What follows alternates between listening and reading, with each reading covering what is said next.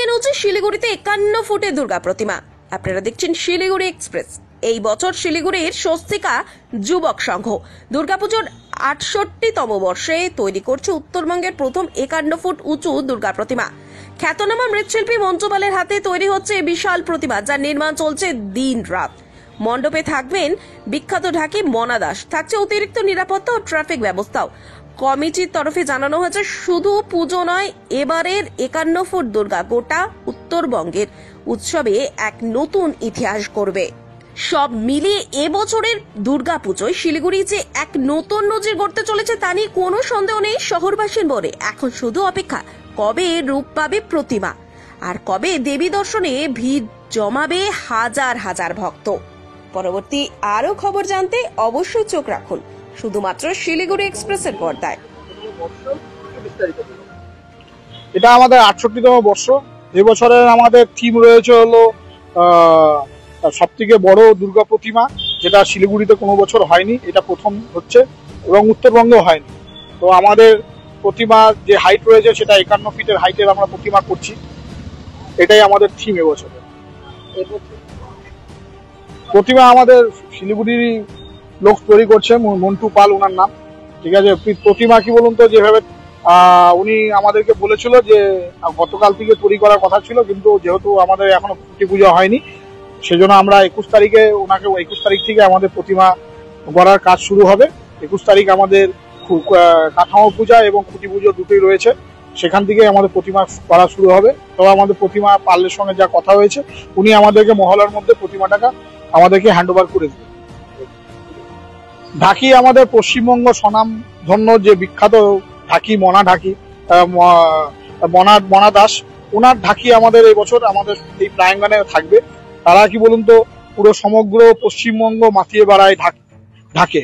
তো তাদের সঙ্গে একটা কথা হয়েছে, তাদের সঙ্গে একটা বায়না হয়ে গেছে, ওরা তৃতীয়ার দিন আমাদের এখানে চলে আসবে। আমাদের যেহেতু একটা প্রচেষ্টা রয়েছে তৃতীয়ার দিন প্রতিমা মণ্ডপ খুলে দেওয়ার, তো সেই জন্য কি বলুন তো ওনারা তৃতীয়ার থেকে কি বলুন তো দশমী পর্যন্ত আমাদের এখানে ঢাক দিয়ে সবাইকে আনন্দ দিবে, সেই আশা আমরা রাখছি।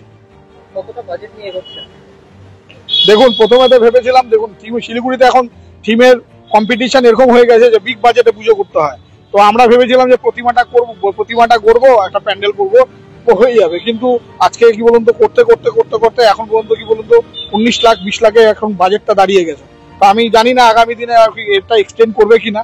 তো আমরা চেষ্টা করছি কি বলুন তো যে যত স্বল্প বাজেটে কি বলুন তো পুজোটা সম্পূর্ণ করা যায়। কেন কারোর ব্যবসায়ীদের উপরে কি বলুন তো চাপ দিয়ে তো কোনো লাভ নেই। কেন আপনারা জানেন হয়তো আমরা শিলিগুড়িতে একটা বড় টুর্নামেন্ট করি কাঞ্চনজঙ্ঘা ক্রীড়াঙ্গনে, তো সেটা শেষ হয়েছে লাস্ট 3 মাস হয়েছে। তো সেটাও একটা বিগ বাজেটের টুর্নামেন্ট, 50 লাখ টাকার একটা টুর্নামেন্ট। তারপরে আবার একটা দুর্গাপূজা, এত বড় মাপের দুর্গাপূজা করাটা কি বলুন তো একটু চাপেরই বিষয়। তো বিজনেসম্যান যারা আছে, এই বিজনেস কমিউনিটি কিন্তু আমাদের সবসময় সাপোর্ট করে। তো আমরা তাদেরকে কি বলুন তো খুব একটা প্রেশার করে যে টাকা নিব সেইটা আমাদের কোনো সময় আমরা চিন্তা ভাবনাও করি না।